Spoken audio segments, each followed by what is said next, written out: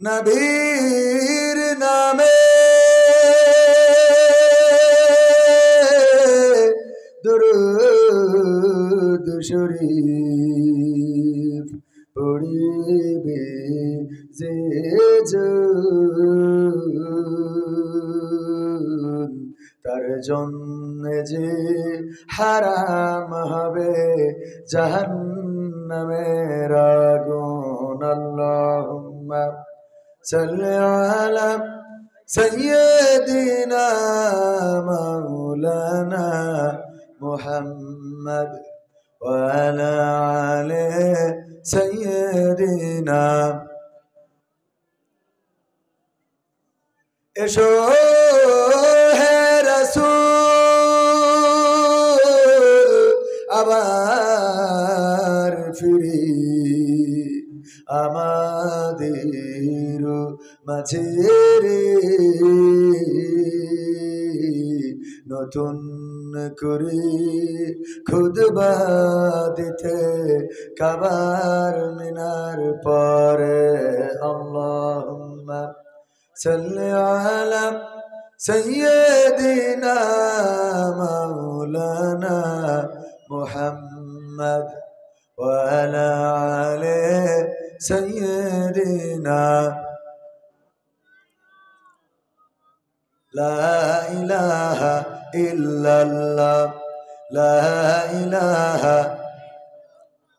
লা ইলাহা লা ইলাহা লা ইলাহা ইল্লাল্লাহু মুহাম্মাদুর রাসূলুল্লাহ সুবহানাল্লাহ ওয়ালহামদুলিল্লাহ লা ইলাহা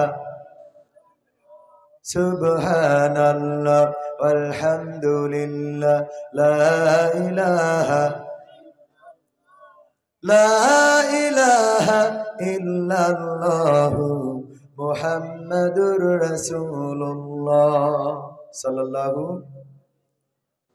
আপন আপন বলিস কারে কেউ তো আপন হয় না আপন আপন বলিস কারে কেউ তো আপন হয় না স্বার্থ ছাড়া এই ভুবনে আপন তো কেউ রয় না স্বার্থ ছাড়া এই ভুবনে আপন তো কেউ রয় না আপন আপন বলো কারে কেউ তো আপন হয় না আপন আপন বলিস কারে কেউ তো আপন হয় না স্বার্থ ছাড়া এই ভুবনে আপন তো কেউ রয় না স্বার্থ ছাড়া এই ভুবনে আপন তো কেউ রয় না চোখ বুঝিয়া ভাবরে মন কে তোর আপন জন ভালোবাসা পাওয়ার জন্য আছে কি কারণ চোখ বুঝিয়া ভাব মানুষ কে তোমার আপন জন ভালোবাসা পাওয়ার জন্য আছে কি কারণ চোখের আড়াল হলে দেখিস চোখের আড়াল হয়ে দেখিস তোর কথা কেউ কই না স্বার্থ ছাড়া এই ভুবনে আপন তো কেউ রয় না স্বার্থ ছাড়া এই ভুবনে আপন তো কেউ রয় না কার জন্যে তোর ভালোবাসা টাকা ঘর আর বাড়ি মরার পরে কবরেতে রাখবে তাড়াতাড়ি কার জন্যে এই ভালোবাসা টাকা ঘর আর বাড়ি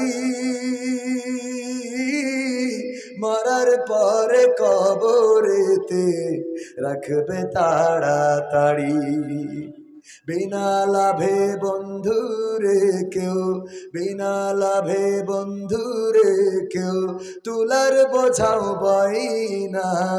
স্বার্থ ছাড়া এই ভুবনে পন্থ কেউ রয়ে না।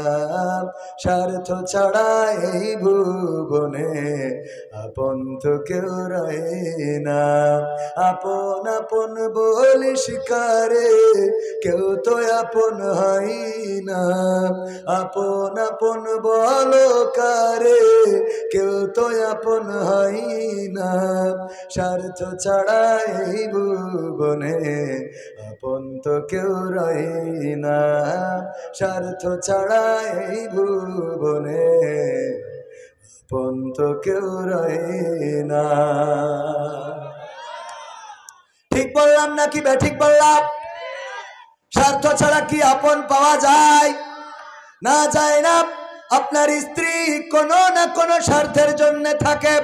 আপনার সন্তান যতদিন দিতে পারবেন ততদিন বাবা বলে ডাকবে, যখন দিতে পারবেন না চিন্তা করবে বাবা যদি এই বাড়ি থেকে বিদায় নিত তবেই তো বেঁচে যেতাম। আরো যদি উৎকৃষ্ট উদাহরণ দিই, সবার ব্রেনে সহজেই ধরবে। গতকালকে ধানমন্ডি 32 নম্বরে বঙ্গবন্ধুর স্মৃতি বিজড়িত বাড়িটা ভেঙে ছারখার করে দিয়েছে, সমান করে দিয়েছে, সমতল করে দিয়েছে। ওগো আমার ভাইয়েরা, যারা সংসদে এতদিন শেখ হাসিনার পক্ষে কথা বলতো, যারা বঙ্গবন্ধুর ইতিহাস শোনাতো, এমনকি বঙ্গবীর কাদের সিদ্দিকী ওরফে বাঘা সিদ্দিকী যে বলতো বঙ্গবন্ধুর হত্যার পরে সেই একমাত্র নাকি প্রতিবাদ করেছিল। গতকালকে যখন ধানমন্ডিতে এই বাড়িটা ভাঙা হলো তখন ওখানে বাঘা সিদ্দিকীকে পাওয়া গেল না, কুত্তা সিদ্দিকীও আসলো না। ওখানে কোনো আওয়ামী লীগ, যুবলীগ, ছাত্রলীগ, ওবায়দুল কাদের থেকে শুরু করে এই জিগরগাছা, চৌগাছা, মনিরামপুর, যশোর নেতা আছে না নাই? কোন নেতা ওখানে কি গেছে? যাই নাই। কেন যাই নাই? কারণ যতদিন শেখ হাসিনা দিয়েছে, যতদিন শেখ হাসিনার থেকে পেয়েছে, খেয়েছে, ততদিন তার পক্ষে গেয়েছে। যখন বুঝেছে আর পাওয়া হবে না, আর খাওয়া হবে না, তখন এই লোকেরা এখন আর বলে গাওয়া হবে না। ঠিক না ঠিক? প্রমাণ পাইছেন? একটা একটা করে বাড়ি ভাঙচুর করা হলো, বঙ্গবন্ধুর মূর্তি নামিয়ে ফেলা হলো, ভাস্কর্যগুলো ভাঙা হলো। বড় বড় আওয়ামী লীগের লিডার এতদিন আমাদের বলতো হুজুর রাজনীতি করা যাবে না, হুজুর কথা বলবেন সাবধানে, মাহফিল বন্ধ করেছে। এত বড় পাওয়ার একটা বাবার মূর্তি রক্ষা করতে পারো নাই কেন? তার মানে তুমি বেঈমান, স্বার্থপর। তোমার মতো নেমো খারাপ আওয়ামী লীগ করার অধিকার রাখে না। ওয়াজ হবে আওয়ামী লীগের পক্ষে, ঠিক না ঠিক? এত বড় বড় নেতা সংসদে গল্প শোনায়, আমরা যদি রাজপথে নামি বানের পানির মতো ভেসে যাবে। আজকে আমার স্বাধীনতার স্থপতি বঙ্গবন্ধু শেখ মুজিবুর রহমানের বাড়িটা ভেঙে ছারখার করে দিয়েছে, কত স্মৃতি বিজড়িত। এই বাড়িটা ভাঙার পরে আওয়ামী লীগের কোন নেতা যেহেতু কথা বলে নাই, সুতরাং চায়ের দোকানে বসে বিড়ি টানতে টানতে যদি কথা বলে ঘাট ধরে বাড়ি পাঠাই দেবেন। নেতাগিরি দেখাবা ধানমন্ডিতে দেখাও, নেতাগিরি দেখাবা মনিরামপুরের রাজপথে এসে দেখাও, নেতাগিরি দেখাবা এখন রাজপথে নেমে দেখাও। সেটা না দেখায় চায়ের দোকানে বিড়ি টানবার বলবা খেলা হবে।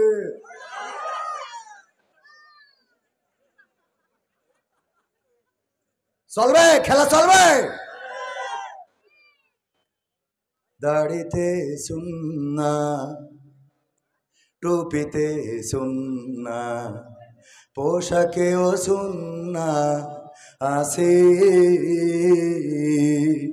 পাথরের আঘাত খাওয়া সেটা যে সুন্না, কেন মনে হয় না তোমার কাছে? কেন মনে হয় না তোমার কাছে? ঠিক বলা যাবে না? বেঠিক বললাম না ঠিক বললাম? ঠিক বললে একটু ঠিক বলবেন, বেঠিক বললে সরাসরি প্রতিবাদ করবেন।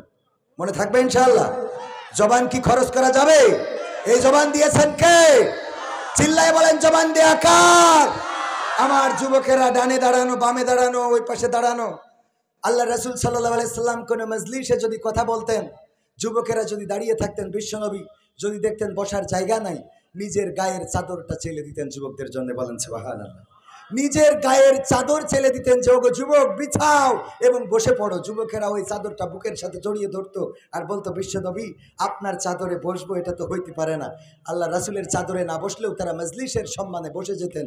আমার যুবকদের, তরুণদেরকে বলবো, আল্লাহ রাসূল সাল্লাল্লাহু আলাইহি সাল্লাম আপনাদেরকে মহব্বত করেছেন, আপনারা রাসূলের ভালোবাসা। সুতরাং যুবকেরা এখানে বসে বাকি জায়গাটুকু পূরণ করে দিয়ে প্রমাণ করে দিবেন আজকের যুবকেরা ইসলামের পক্ষে। ঠিক না বেঠিক? যুবকেরা, যুবকদের দিয়ে ইসলাম কায়েম হবে। এতদিন এই বাংলাদেশে কত আন্দোলন, 16টা বছর জামাত ইসলাম করেছে, হেফাজত ইসলাম করেছে, চরমনা ইসলাম করেছে, বিএনপি ইসলাম করেছে, তাবলিগ ইসলাম করেছে, কোনো ইসলামে কাজ হয় নাই। যখন ছাত্র ইসলাম নেমেছে তখন একেবারে স্বৈরাচার শেষ। ঠিক না বেঠে? সুতরাং যুবকদের দাম আছে না নাই? যুবকদের দাম আছে না নাই?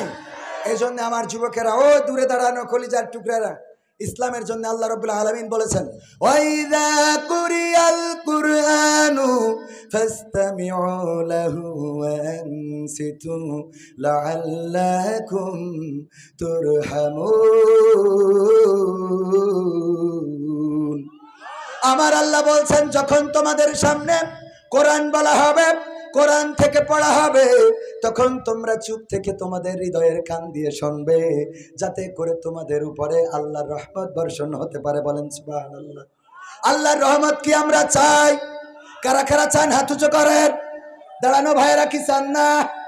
যদি চান আল্লাহর রহমতের জন্য, আল্লাহ বলেছেন চুপ থাকতে এবং হৃদয়ের কান দিয়ে শুনতে, বসার জন্য বলে নাই। কিন্তু আদব হলো কোরআনের কথা, হাদিসের কথা, রাসূলের কথা যখন হবে সেখানে বসে শোনা। ওগো আমার ভাইয়েরা, এই মাহফিলটা আমাদের নাজাতের ওসিলা হয়ে যেতে পারে। বলেন সুবহানাল্লাহ। আল্লাহ পরকালে বলবেন, ইকরা কিতাবাকা কাফা বিনাফসিকাল ইয়াউমা আলাইকা হাসিবা। পড়ো তোমার কিতাব, পড়ে তুমি তোমার হিসাব করার জন্য নিজেই যথেষ্ট হয়ে যাবে। ওগো আমার ভাইজানেরা, আমি প্রায়ই বলে থাকি, যখন আমাদের হাতে কিতাবটা ধরিয়ে দেবে, এই কিতাবের পৃষ্ঠা উল্টাবেন, উল্টাতে উল্টাতে সব আমল নামার পাতায় পাতায় পাতায় পাতায় গুনাহ আছে না নাই? নামাজ পড়ি নাই, রোজা করি নাই, জীবনে এমন অনেক গুনাহ আছে যেই গুনার খবর যদি মা জননী জেনে যেত, তাইলে ভাত রান্না করে খাওয়াতো না। বলতো, এমন সন্তান তো পেটে ধরি নাই, তোমার মতো কুলাঙ্গার সন্তান রে আমি আর ভাত রান্না করে খাওয়াতে চাই না। এমন অনেক গুনাহ আছে যেই গুনার খবর যদি আব্বা জেনে যেত, বাড়ি থেকে ঘাড় ধাক্কা দিয়ে বের করে দিত। এমন অনেক গুনাহ আছে যেই গুনার খবর যদি স্ত্রী জানতো, স্ত্রী আপনার সাথে সংসার করতো না, আপনার থেকে বাড়ি ছেড়ে চলে যেত। তোমার মতো এমন একজন বিশ্বাসঘাতক, যাকে আমি ফেরেশতার মতো মনে করি, সেই মানুষটার আমল নামাই এত গুনাহ, এমন খারাপ কাজ তুমি করতে পারো, স্ত্রীও সংসার করতো না। এমন অনেক গুনাহ আছে যদি সন্তান জেনে যেত রে, তাইলে সন্তান বাবা বলে ডাকতো না। আমাদের গুনার খবর জানেন কি? জানেন কে? রাতের অন্ধকারে গুনাহ করলাম, দিনের আলোতে গুনাহ করলাম, আমরা ফাঁকা প্রান্তরে গুনাহ করলাম, অথবা কোন জঙ্গলে গুনাহ করলাম, পৃথিবীর কোন মানুষ যেখানে দেখে নাই সেখানেও কি আল্লাহর চোখ ফাঁকি দিয়া গেছে? না, আল্লাহর চোখ ফাঁকি দেওয়া যায় নাই। পৃথিবীর কেউ না দেখলেও আল্লাহ রাব্বুল আলামিন আমাদের সকল কৃতকর্ম দেখেন। ওই দিন যখন বলবেন, ইকরা কিতাবাকা কাফা বিনাফসিকাল ইয়াউমা আলাইকা হাসিবা, পড়ো তোমার কিতাব, পড়ে তোমার হিসাব করার জন্য তুমি নিজেই যথেষ্ট। এই কথা যখন বলে কিতাবটা ধরিয়ে দেবে, মানুষেরা বলবে, আল্লাহ এটা এমন একটা কিতাব যেই কিতাবে ছোট ছোট কর্ম এড়ায় নাই। ফামাইয়ামাল মিসকালা যাররাতিন খায়রান ইয়ারা ওয়া মাইয়ামাল মিসকালা যাররাতিন শাররান ইয়ারা।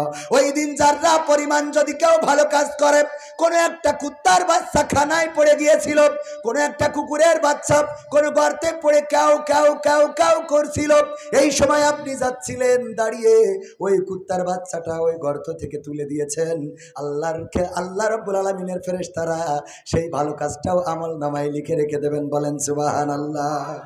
আবার আপনি যাওয়ার পথে অনেক সময় হাতে লাঠি থাকে, দুই পাশে গাছ পাতাবাহার অথবা অন্যান্য গাছ যদি থাকে, লাঠি দিয়ে টপটপ বাড়ি দেয় আর পাতাগুলো ছিঁড়ে ছিঁড়ে পড়ে যায়। আছে না নাই? ঘটে না? ঘটে না? যাওয়ার সময় কচা গাছে একটা মিনিট ঘাড় ভেঙে দিলেন, যাচ্ছিলেন কলা গাছের কলার পাতা ঝুলে আছে, টান একটা দিয়ে দিলেন। আছে না নাই? কলা গাছের পাতা ঝুলে আছে, টান দিয়েছেন, ও আপনার ঘাড়ে পড়ে রয়েছে, টান একটা দিয়ে দিলেন। আল্লাহ রাব্বুল আলামিন এই আয়াত দিয়ে বুঝাতে চেয়েছেন, যদি কেউ একটা কলা গাছ দাঁড়িয়ে আছে, আপনার কোনো অপরাধ করে নাই, কষ্ট দেয় নাই, এমনি পাতাটা ধরে টান দিয়েছেন, ওর বগল থেকে ছিঁড়ে চলে গেছে। এই যে বগল ছিঁড়া কলার পাতা, এটাও আমল নামায় লেখা থাকবে, এর হিসাবও পরকালে আল্লাহর কাছে বিচারের কাঠগড়ায় দেওয়া লাগবে। মনে করেন যে না, ফামাইয়া আমাল মিসকালা যাররাতিন খায়রা ইয়ারা, মাইয়া আমাল মিসকালা যাররাতিন শাররা ইয়ারা। জাররা জাররা, সরিষার কোনা 70 খণ্ড করলে যতটুকু হয় তার থেকে ছোট হলো জাররা। বোঝা গেছে?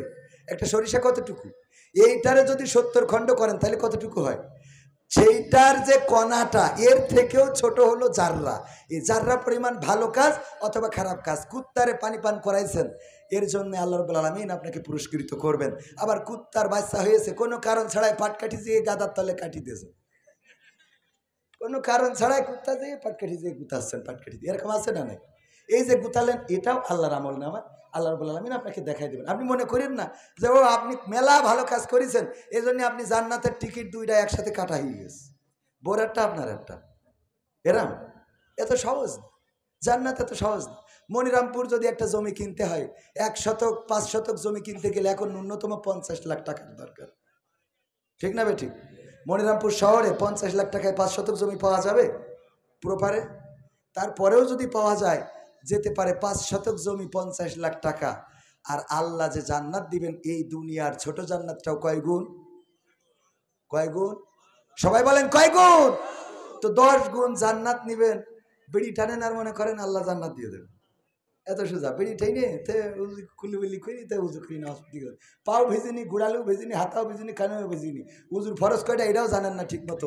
ইমাম সাহেব সুরা ফাতিহা পড়লো না সুরা কি পড়লো তাও জানেন না, খালি ওই টপাটপ মারেন আর চলে আসেন, এরকম আছে না নাই? আল্লাহর ওলি পরহেজগার কত যে আছে। আল্লাহ জানাজার দোয়া, প্রতিনিয়ত জানাজা পড়ি, অথচ আমরা জানাজার দোয়া পারি না। আহা, আমি জানাজার দোয়া ধরলাম, 100 জনের 90 জন জানাজার দোয়া জানেন, আমার কাছে প্রমাণ আছে, আমি দায়িত্ব নিয়ে বলছি। যদি কেউ বলেন হুজুর আপনি এটা বললেন এটা ঠিক না, আমি দায়িত্ব নিয়ে বলছি, আমি প্রমাণ দিতে পারবো আপনাদের। কালেমায়ে তাইয়্যিবা ধরেছি, কয় লা ইলাহা ইল্লা আনতা সুবহানাকা ইন্নী কুনতু মিনাজ জালিমিন। লাভ কি? কালেমাটাও তো ঠিক মতো জানি না আমরা। যাই হোক, ওগো আমার ভাইয়েরা, যারা পরিমাণ ভালো কাজ সেটাও দেখাবেন আল্লাহ, যারা পরিমাণ খারাপ কাজ সেটাও দেখাবেন আল্লাহ। এবং কিতাবটা যখন ধরিয়ে দেবে, ওই কিতাবের প্রতিটা পাতায় পাতায় আপনার আমার কৃতকর্মগুলো, কবে লাইলাতুল ফেব্রুয়ারিতে গদখালি গিয়েছিলেন, কার পিছনে নিয়ে গিয়ার মারিলেন, আছে না নাই? যুবকেরা 14 তারিখ সাবধান সাবধান রে, কারে নিয়ে গেলেন, কোন দিন ফুল কিনে দিয়েছিলেন, এরপরে আপনি তাহাজ্জুদ গুজারি হয়েছেন, হতে পারে আল্লাহ আপনার গুনাহ ক্ষমা করে দিতে পারেন, কিন্তু সেটাও কিতাবে থাকবে। আর এইভাবে করে করে প্রতিটা কৃতকর্ম যেমন থাকবে, থাকতে থাকতে আজকের এই মাহফিলের এই দিনটা, এই সময়টা থাকবে না, থাকবে না, এটাও থাকবে। আপনি কিতাবের পৃষ্ঠা উল্টায় 6 ফেব্রুয়ারি 2025 সাল আপনার আমলনামার খাতায় যখন দেখবেন, কোন এক কোরআনের মাহফিলে বসেছিলেন, আল্লাহ রাসূলের ভাষায় জান্নাতের বাগান, আল্লাহকে যদি বলার সুযোগ আল্লাহ রাব্বুল আলামিন দান করে দেয়, ওগো বান্দা তোমার খাতাটা চেক করে কি পেয়েছো নাকি কোনো ভালো কাজ, আমরা যদি বের করি করতে করতে যদি এই জায়গাটা পেয়ে যায়, কবির বিন সামাদ ধরা খেয়ে গেলেও যেতে পারে, কারণ এখানে এসেছে খাওয়া আছে, টাকা আছে, এই জন্য কবির বিন সামাদ এসেছে। কিন্তু আপনারা যারা এসেছেন আপনাদের খাওয়াও নাই, টাকাও নাই। আমি এটা কই আর যা হই, আপনারা যে নিরাপদে চলে যাবেন এটা কিন্তু আমি গ্যারান্টি দিতে পারি। আপনাদের গ্যারান্টিটা আমার কাছে আছে, আপনাদের গ্যারান্টি। ওগো আমার ভাইয়েরা, ওই দিন যদি আল্লাহ বলার সুযোগ দেয়, আর যদি বলতে পারেন আল্লাহ দেখো এই যে 2025 সাল ফেব্রুয়ারির 6 তারিখ ধানমন্ডি যেদিন ভেঙেছিল তার পরের দিন আমরা কোরআনের মাহফিলে ছিলাম, ওগো আল্লাহ তুমি যদি চাও রে তাইলে এই মাহফিলের ওসিলায় জীবনের গুনাহ খাতা মাফ করে দিতে পারো। আমার আল্লাহর এত দয়া এত মায়া, আজকের এই মাহফিলটার ওসিলায় আপনার জীবন জিন্দেগির সমস্ত গুনাহ মাফ করে দিতে পারে। আল্লাহর দয়ার শেষ নাই। শুধু সওয়াব দিয়ে পার পাওয়া যাবে না, দাড়ি দিয়ে, টুপি দিয়ে, নামাজ দিয়ে, রোজা দিয়ে পার পাওয়া যাবে না। আল্লাহ যদি করুণা না করেন, আল্লাহর নবী মেরাজে যেয়ে দেখলেন একজন নারী জান্নাতে খুব চিৎকার চেঁচামেচি করে কান্না করছে। বিশ্ব নবী বললেন, ওগো জিবরাইল, এই লোকটি, এই মহিলাটি কোন অপরাধের কারণে জাহান্নামে?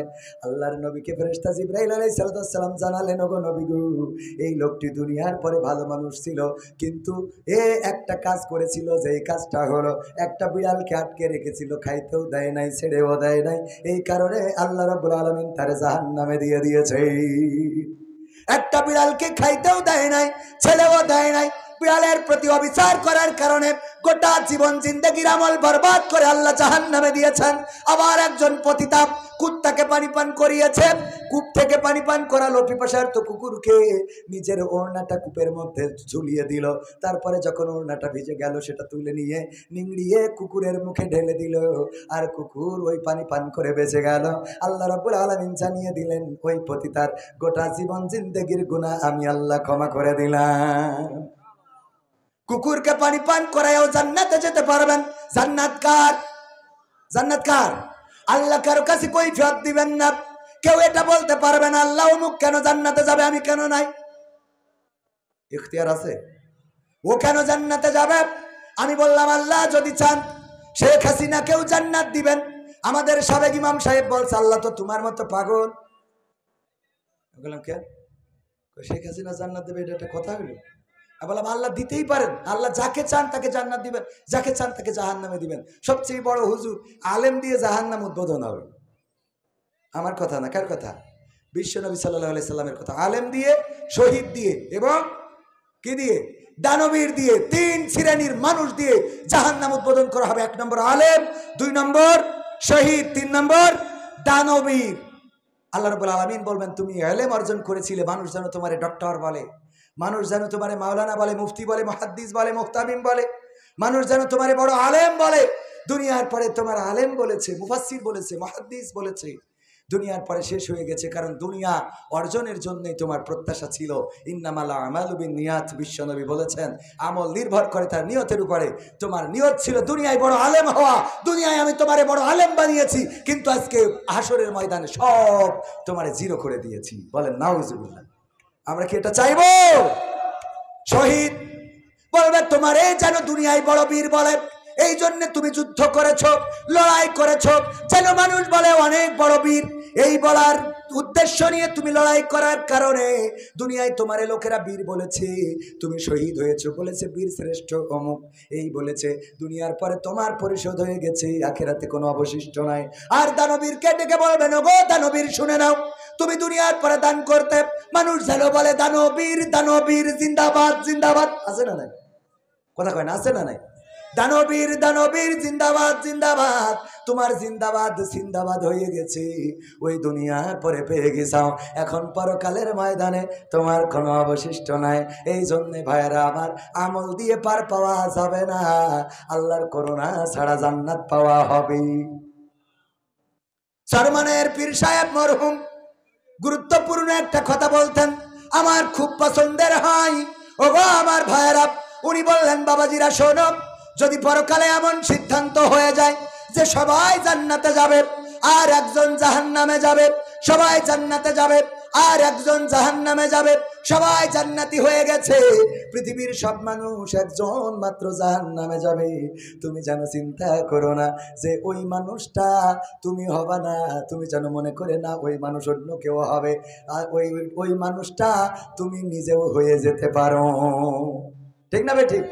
আবার অপর দিকে বললেন, পৃথিবীর সব মানুষ যদি জাহান্নামী হয়ে যায় আর একজন যদি জান্নাতি হয়, পৃথিবীর সব মানুষ যদি জাহান্নামী হয়ে যায় আর একজন যদি জান্নাতি হয়, পৃথিবীর সব মানুষ যদি জাহান্নামী হয়ে যায় আর একজন যদি জান্নাতি হয়, তবে এই আশা ছেড়ো না ওই একজন তুমি হবা না, কারণ আল্লাহ চাইতো তোমার কোন নেকামলের বদৌলতে ওই মানুষটা তুমি একজন হয়ে যেতে পারো।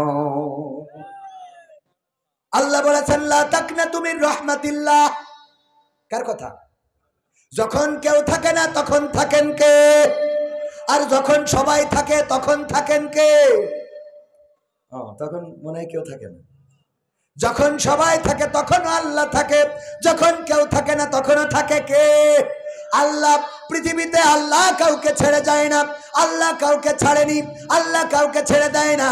ওগো আমার ভাইয়েরা, আল্লাহকে যারা ডেকেছে আল্লাহকে তারা পেয়েছে, আল্লাহকে যারা খুঁজেছে আল্লাহকে তারা পেয়েছে, আল্লাহকে যারা বুঝেছে আল্লাহকে তারা পেয়েছে। আর আল্লাহকে যারা খোঁজেনি বোঝেনি তারা আল্লাহকে কখনো জীবনে পায়নি। দাড়িতে সুন্না, টুপিতে সুন্না, পোশাকেও সুন্না আসি, পাথরের আঘাত খাওয়া সেটা যে সুন্না, কেন মনে হয় না তোমার কাছে? কেন মনে হয় না তোমার কাছে? ঠিক বললেন না? নবীর প্রেমে তুমি দাওয়াতে তাবলীগ ধারণ করেছ বুকে, সেই তুমি আজ কেন জুলুমের প্রতিবাদে আওয়াজ তোলো না মুখে? বিশ্বাস হইল না? আরে আওয়াজ রে, এই শ্রোতা মনে রামপুর, এই দিয়ে আবার বঙ্গবন্ধুর ভাস্কর্য ভাঙেন? আপনাদের তো কাঠি খোলার দরকার। নবীর প্রেমে তুমি দাওয়াতে তাবলীগ ধারণ করেছ বুকে, সেই তুমি আজ কেন জুলুমের প্রতিবাদে আওয়াজ তোলো না মুখে? মেসওয়াক করো তুমি রোজ প্রতিদিন, মেসওয়াক করো তুমি রোজ প্রতিদিন, সেখানেও সুন্নাহ আছে। পাথরের আঘাত খাওয়া, মাঝে মাঝে রিমান্ডে যাওয়া, সেটা যে সুন্নাহ, কেন মনে হয় না তোমার কাছে? কেন মনে হয় না তোমার কাছে? মিলাদুন নবীতে বড় সোচ্চার তুমি, নাকি দেখানো লোক? সেই তুমি জানলে না আমার রাসূল ছিলেন সফল রাষ্ট্রনায়ক। মিলাদুন নবীতে বড় সোচ্চার তুমি, নাকি দেখানো লোক? সেই তুমি জানলে না আমার রাসূল ছিলেন সফল রাষ্ট্রনায়ক। ওহুদের ময়দানে দাঁত ভাঙা ঘটনা, ওহুদের ময়দানে দাঁত ভাঙা ঘটনা তোমার কিতাবে কি আছে? পাথরের আঘাত খাওয়া, মাঝে মাঝে রিমান্ডে যাওয়া, সেটা যে সুন্নাহ, কেন মনে হয় না তোমার কাছে? কেন মনে হয় না তোমার কাছে? ঠিক না বেঠে? আল্লাহ রাসূল সাল্লাল্লাহু আলাইহি সাল্লাম 40 বছর পর্যন্ত মক্কাবাসীর কাছে সত্যবাদী ছিলেন, আর সাদিক ছিলেন, আল আমিন ছিলেন, বিশ্বস্ত ছিলেন। এমন একজন মানুষ ছিলেন, সবাই এক বাক্যে বিশ্বনবীকে মেনে নিত। বিশ্বনবী যদি কোনো কথা বলতো সেটা বিশ্বাস করত। এমনকি আল্লাহর নবী নবুয়ত পাওয়ার পরে যখন সবাইকে বললেন পাহাড়ের পাদদেশে উঠে পতাকা উড়ালেন, পতাকা উড়ালেন, সেই সময় পতাকা উড়ালে সবাই বুঝতো যে নিশ্চয়ই কোনো সংকেত আছে, কোনো খবর দেয়া হবে। সবাই পাহাড়ের পদদেশে দাঁড়ালো, আল্লাহর নবী পতাকা ঘুরাতে লাগলেন।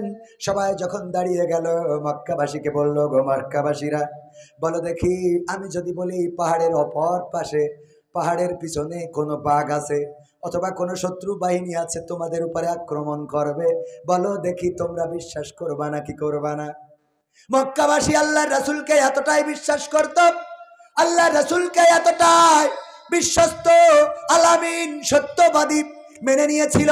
তারা বলল, শোনো আলামিন আস-সাদিক, তুমি যদি বলো যে পাহাড়ের অপর পাশে শত্রু আছে যারা আমাদের আক্রমণ করবে, অথবা বাঘ ভাল্লুক আছে আমাদের উপরে আক্রমণ করবে, আমরা এক বাক্যে সেটা মেনে নেব। কারণ গোটা জীবন জিন্দেগিতে তুমি কোনোদিন মিথ্যা বলো নাই, কোনোদিন কারোর সাথে প্রতারণা করো নাই, কোনোদিন কোনো মানুষ ঠকাও নাই, কোনোদিন কোনো মানুষের টাকা ধার নিয়ে ঘুরাও নাই, কোনোদিন কোনো মানুষের সাথে গালমন্দ করো নাই, গালি দাও নাই, কোনোদিন কোনো মানুষের সাথে অসদাচরণ করো নাই। তোমার গোটা 40 বছর জীবন জিন্দেগির মধ্যে আমরা যেটা দেখেছি, তুমি একজন নিরেট ভালো মানুষ, একজন সত্যবাদী আল্লাহওয়ালা, একজন ভালো মানুষ, ভালো মানুষ, ভালো মানুষ। এর বাইরে তো তুমি নও, সুতরাং তোমার কথা মানতে আমাদের কোনো আপত্তি। আল্লাহ রাসূল বললেন, যদি তাই হয়, ওগো মক্কাবাসী, আল্লাহ রাব্বুল আলামিন আমার উপরে কিতাব নাজিল করেছেন, কোরআন দিয়েছেন, আমাকে নবুয়ত দিয়েছেন, আমি তোমাদের পরে নবী হয়ে এসেছি। আমি বলছি শোনো, এই পৃথিবীর পরে আর একটা জীবন আছে, যেই জীবনে তোমাদের কৃতকর্মের সাক্ষ্য দিতে হবে, হিসাব দিতে হবে, কৃতকর্মের হিসাব দিতে হবে, তোমাদের ভালো মন্দের বিচার হবে। ওগো আমার ভাইয়েরা, ওগো মক্কাবাসীরা, আল্লাহ আমাকে পাঠিয়েছেন এক আল্লাহর ইবাদত করার জন্যে। তোমরা মক্কায় যে 360টি দেবতার মূর্তির, 360টি দেবতার পূজা অর্চনা করো, ইবাদত বন্দেগী করো, এই ইবাদত বন্দেগী করা যাবে না, এক আল্লাহর কাছে নিজেদেরকে সমর্পণ করে দিতে হবে, ঘোষণা করতে হবে লা ইলাহা ইল্লাল্লাহু মুহাম্মাদুর রাসূলুল্লাহ, আল্লাহ ছাড়া কোনো ইলাহ নেই এবং মুহাম্মদ আল্লাহর প্রেরিত রাসূল, এই কথা তোমাদের সাক্ষ্য দিতে হবে। এই কথা যখন বলল, মক্কাবাসীরা বলল, ঠিক আছে মুহাম্মদ আমরা বিশ্বাস করে নিলাম। সুবহানাল্লাহ। বিশ্বাস করেছিল? বিশ্বাস কি করেছিল? বরং বলল, মুহাম্মদ ধ্বংস হও, দূর হয়ে যাও, এমন কথা তোমার মুখ থেকে আশা করি নাই। আমরা দাওয়াত দিয়ে নিয়ে আসলাম, তুমি কথা বলবা আমাদের পক্ষে, তা না তুমি ধানমন্ডি তোলো কেন? কথা কয় না। দাওয়াত দিয়ে আনলাম এই কথা বলার জন্য, ওই কথা বলার জন্য, তুমি কেন এই কথা বলো? আল্লাহ রাসূল যদি রাষ্ট্রপ্রধান না হতেন, তাইলে আমরাও এই নিয়ে কথা বলতাম। আল্লাহ রাসূল সাল্লাল্লাহু আলাইহি সাল্লাম রাষ্ট্রপ্রধান শুধু হয় নাই, বরং আল্লাহর দিন কায়েম করে প্রমাণ করে দিয়েছেন কেমন করে কোরআনের আইন চালাতে হবে। আল্লাহ রাসূলের পরিবারের একজন চুরি করলেন মহিলা, আল্লাহর নবী বললেন কোরআনের আইন অনুযায়ী হাত কেটে দাও। সাহাবীরা বুঝালো, ওগো বিশ্ব নবী, আপনার পরিবারের লোক, আপনার গোত্রের লোক, এমনকি তিনি একজন নারী, তার হাত কাটলে সমালোচনায় পড়ে যাব, পৃথিবীর মানুষ সমালোচনা করবে, এমনকি আপনার পরিবারের হওয়ার কারণে, আপনার বংশের গোত্রের হওয়ার কারণে গোত্রেরও সম্মান বিনষ্ট হবে। ওগো বিশ্ব নবী, কোনোভাবে কি এই শাস্তিটা মওকুফ করা যায় না, অথবা এই শাস্তিটা কোনোভাবে কি রহিত করা যায় না? আল্লাহর নবী সাল্লাল্লাহু আলাইহি সাল্লাম স্পষ্ট করে বলে দিলেন, ওগো আমার সাহাবীরা শুনে নাও, ওগো আমার পরিবারের লোকেরা শুনে নাও, ওগো আমার গোত্রের লোকেরা শুনে নাও, ওগো আমার মক্কাবাসীরা শুনে নাও, যদি আমার গোত্রের লোক নয়, স্বয়ং আমার কন্যা, আমার কলিজার টুকরা ফাতেমাও যদি চুরি করত, আমি বিশ্ব নবী কোরআনের আইন অনুযায়ী হাত কেটে দিয়ে আল্লাহর দিন কেমন করে এই সমাজে বাস্তবায়ন করা লাগে সেটা প্রমাণ করে দিতাম। আল্লাহু আকবার বলবেন না? আল্লাহু আকবার। আল্লাহ রাসূল বললেন, যদি আমার কন্যা ফাতেমা সেও যদি চুরি করত আর সেটা সাক্ষ্য প্রমাণে প্রমাণিত হয়ে যেত, আমি নবী, আমার কন্যা কলিজার টুকরা, এত ভালোবাসার আল্লাহর নবী যখন দূরে যেতেন, তখন সবার শেষে দেখা করতেন ফাতেমার সাথে রাদিয়াল্লাহু তাআলা আনহার সাথে, সবার শেষে দেখা করে বিদায় নিতেন। আর যখন ফিরে আসতেন, আগে এসে ফাতেমা রাদিয়াল্লাহু তাআলা আনহাকে খুঁজতেন। কত ভালোবাসতেন, কত কলিজার টুকরা ছিল। আল্লাহর নবী সবার শেষে দেখা করতেন ফাতেমার সাথে। আবার যখন সফর সেরে বাড়িতে আসতেন, তখন আগে এসে ফাতেমা খুঁজতেন, ওগো ফাতেমা কোথায়? এত ভালোবাসতেন। বিশ্ব নবী বললেন, যদি কেউ আমার ফাতেমাকে কষ্ট দেয়, সে যেন আমি নবীকে কষ্ট দেয়, আর যদি কেউ আমার ফাতেমাকে খুশি করে, সে যেন আমার নবীকে খুশি করে দেয়। ওগো আমার ভাইরা, শুধু তাই নয়, আল্লাহর নবী ইন্তেকালের সময় ফাতেমা রাদিয়াল্লাহু তাআলা আনহা খুব বেশি কান্না করছিলেন। এত বেশি কান্না করছিলেন। আল্লাহর নবী ফাতেমাকে কাছে ডাকলেন, কানে কানে কথা বললেন। ফাতেমার কান্না বন্ধ হয়ে গেল রাদিয়াল্লাহু তাআলা আনহা, চুপ হয়ে গেলেন। আম্মা আয়েশা রাদিয়াল্লাহু তাআলা আনহা বললেন, ওগো ফাতেমা, তুমি তো সবচেয়ে বেশি কান্না করছিলে রাসূলকে হারানোর জন্য, এখন তুমি চুপ হয়ে গেলে, তোমার বাবা তোমার কানে কানে কি বলল? ফাতেমা রাদিয়াল্লাহু তাআলা আনহা বললেন, আমার বাবা বলেছে, ফাতেমা এত কান্না করো না, তোমার কান্না আমার কলিজায় লাগে, তোমার কান্না আমি সহ্য করতে পারি না। তোমারে সুসংবাদ দিই, আমি ইন্তেকালের পরে সর্বপ্রথম আমার পরিবারের যার সাথে আমার দেখা হবে সে হলো তুমি, আমার কলিজার টুকরা ফাতেমা। এত ভালোবাসতেন সেই ফাতেমার ব্যাপারে বিশ্বনবী সিদ্ধান্ত নিলেন, যদি আমার কন্যা চুরি করত, ফাতেমা চুরি করলেও আমি কোরআনের আইন অনুযায়ী হাত কেটে দিয়ে প্রমাণ করে দিতাম আল্লাহর দিন কেমন করে জমিনে বাস্তবায়ন করতে হয়। আর কোরআনের আইন আমাদের ভালো লাগে না। স্টেজে আসার আগেই অনেক জায়গায়, আগে তো বেশি হতো, এখনো তাদের প্রেতাত্মা আছে না নাই? হুজুর রাজনীতি করা যাবে না, রাজনীতির কথা বলা যাবে না। আমরা রাজনীতি করার জন্য আসি না, রাজনীতির কথা বলার জন্য আসি না, আমরা আসি কোরআনের নীতি করার জন্য, আল্লাহর নীতির কথা বলার জন্য। এটা যদি তোমাদের কাছে রাজনীতি মনে হয়, এটাই আমাদের রাজনীতি। আল্লাহর নীতির বাইরে যাব না, কোরআনের নীতির বাইরে যাব না, আল্লাহ রাসূলের নীতির বাইরে যাব না। যদি বাংলাদেশে আওয়ামী লীগ আল্লাহর কোরআনকে কায়েম করতে চায়, এই আওয়ামী লীগের দল করতে আমাদের কোনো আপত্তি নাই, কিন্তু এই বাংলাদেশে কোরআনের বিরুদ্ধে যদি জামাতে ইসলাম দাঁড়ায়, তাইলে জামাতে ইসলামকেও এই বাংলাদেশে আমরা দাঁড়াতে দেব না। ঠিক না ঠিক? যারা বোঝে না, না বুঝে ফাল পারবেন না, আগে বুঝবেন। কথা কয়, আগে বোঝার দরকার। আমরা কোরআন কায়েম করতে চাই, আমরা কোরআনের পক্ষে কথা বলি। অনেক আবার আল্লাহর ওলি আছে বলে কোরআনের রাজনীতি নেই, বলে কোরআনের সাথে রাজনীতির সম্পর্ক নেই। আমরা বলতে চাই কোরআনের সাথে রাজনীতির সম্পর্ক আছে কিনা আছে সেটা আলেমরা বলবে। কারা বলবে? আলেমরা বলবে। এটা কোন রাজনৈতিক দলের নেতা বলার অধিকার রাখে? এমনকি অনেক রাজনৈতিক দলের নেতারা স্টেজে আসে, এসে বলে হুজুর রাজনীতি করবেন না। আমি সেদিন কুমিল্লায় বললাম, তাইলে আপনি রাজনৈতিক দলের নেতা, আপনার স্টেজে কি? কথা কয় না।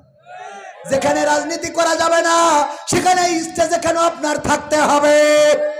আপনি তো রাজনৈতিক দলের নেতা, হয় পার্টিতে বসেন, না হয় মাটিতে বসেন, না হলে চার দোকানে বিড়ি টানেন। ঠিক না ঠিক? কারণ এখানে কোরআনের কথা যারা আলেম তারা ভালো করেই জানেন কোন কথা বলা লাগবে, কোন কথা বলা লাগবে না, কোন কথা মানুষের প্রয়োজন, কোন কথা মানুষের প্রয়োজন না। আল্লাহ বললেন, ইয়া আইয়ুহাল্লাযীনা আমানু লিমা তাকুলুনা মা লা তাফআলুন। ও ঈমানদারেরা শুনে নাও, তোমরা এমন কোন কথা বলো না যা তোমরা কাজে পরিণত করো না। কথাটা কার? কথাটা কার?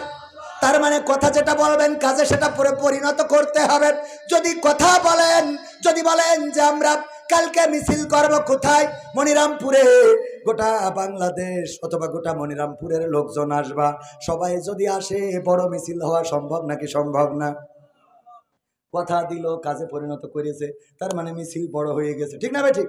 কিন্তু অনেকেই বলে যাও দেখবানে, চেষ্টা করবানে, হইবানে, ইনশাআল্লাহ দেখি বাড়িতে কি বলে। এরকম আছে না? আবার অনেকেই কথা দিয়ে কথা রাখে।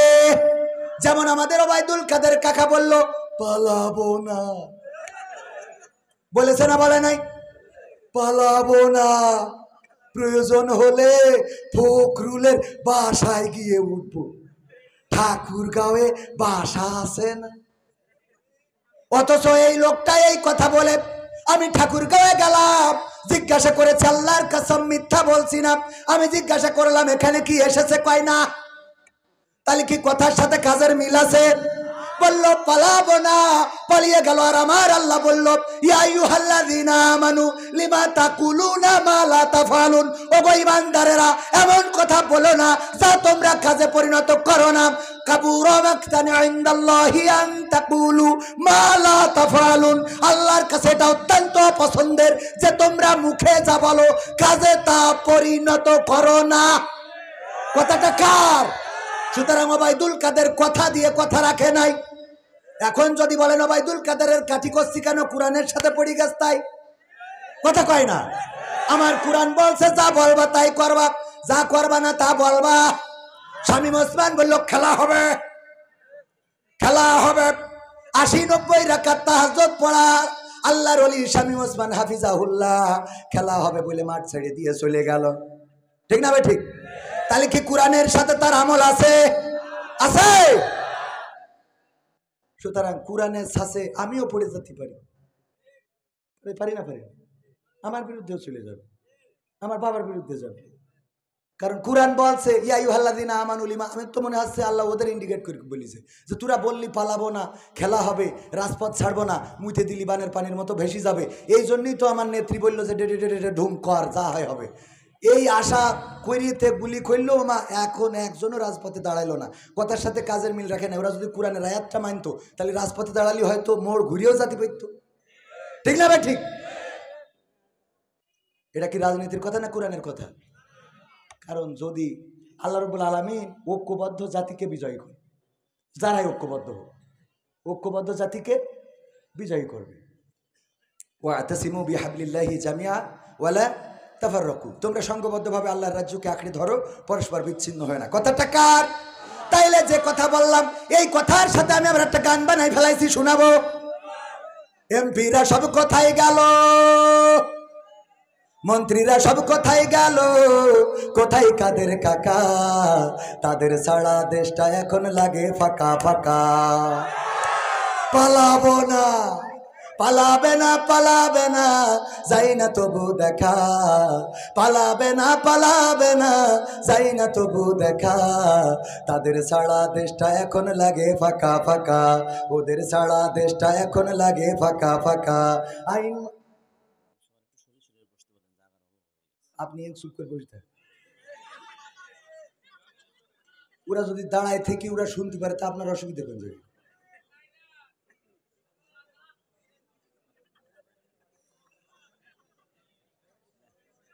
এমপিরা সব কোথায় গেল, এমপিরা সব কোথায় গেল, কোথায় কাদের কাকা, তাদের ছাড়া দেশটা এখন লাগে ফাঁকা ফাঁকা, ওদের ছাড়া দেশটা এখন লাগে ফাঁকা ফাঁকা।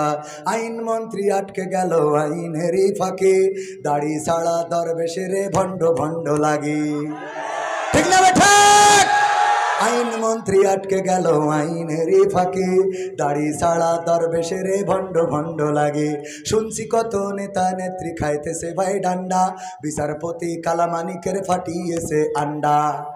পলকেরও ঝলক গেল, পলকেরও ঝলক গেল থামিয়ে নেটের চাকা, তাদের ছাড়া দেশটা এখন লাগে ফাঁকা ফাঁকা, ওদের ছাড়া দেশটা এখন লাগে ফাঁকা ফাঁকা।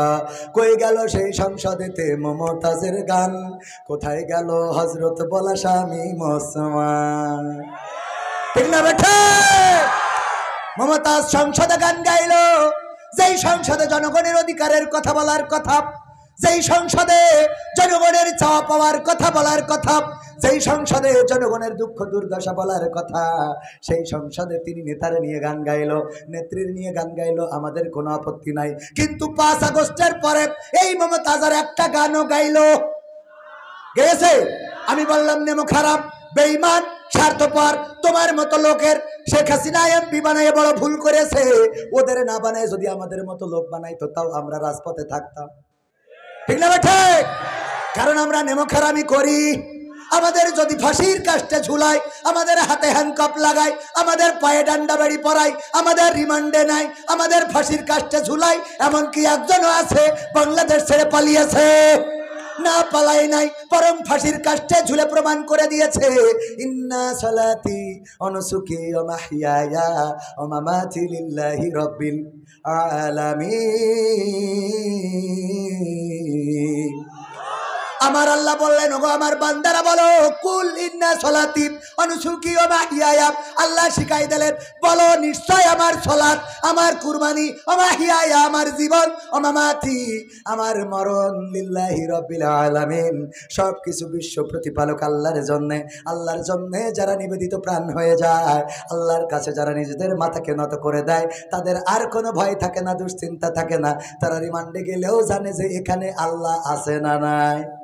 জেলখানায় গেলেও তারা জানে এখানে আল্লাহ আছে না নাই। তারা যদি ফাঁসির কাষ্ঠেও ঝোলে, তাও এটা বিশ্বাস আছে মৃত্যুর পরের জীবনে আল্লাহ আছে না নাই। আল্লাহ এই মৃত্যুর মধ্য দিয়ে জান্নাত দিয়ে দেবেন।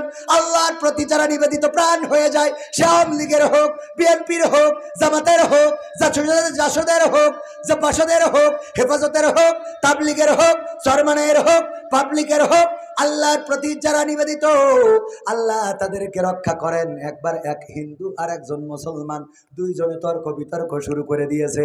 একজন বলে আমার ভগবান বড়, হিন্দু বলে কি আমার ভগবান বড়, আর মুসলমান বলে না আমার আল্লাহ বড়।